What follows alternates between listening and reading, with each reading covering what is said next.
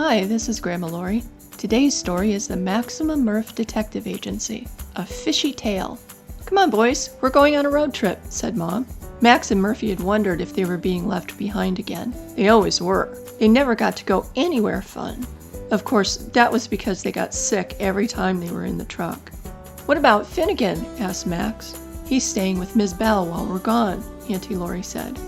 What about Grandma? Asked Murphy. She can't go with us, baby. She's staying with Finnegan and Ms. Bell, Mom said. Besides, we'll only be gone for a few days.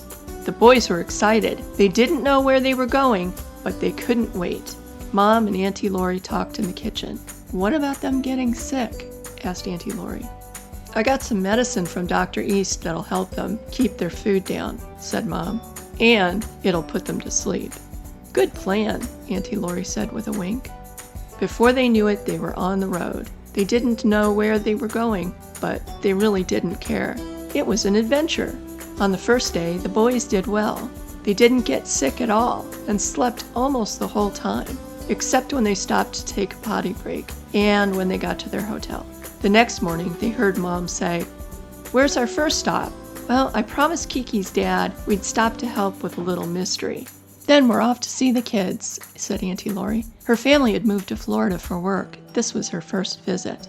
When they pulled up in front of Keke's house, the boys were curious. Where was Keke? Keke's dad explained to Mom that Keke wouldn't come out of the house. "But why?" asked Auntie Lori. "Because of what he found on the porch one morning last week. We're not sure where it came from, but it made him very upset," Keke's dad said. "Here's a picture of it." Max turned to Murphy and said, "Sounds like we're going to be detectives again while we're here." Murphy looked at him and said, "It's detectives." "I swear." "Okay, boys. We need to find where the fish came from," said Mom. She led the boys to the porch where their sniffers went into overdrive. They sniffed and sniffed. "Well, it definitely has hints of an ocean fish," said Max, the connoisseur of all things food. "I smell bird, but I'm not sure what kind," said Murphy. Suddenly, a huge bird flew overhead. "What's that?"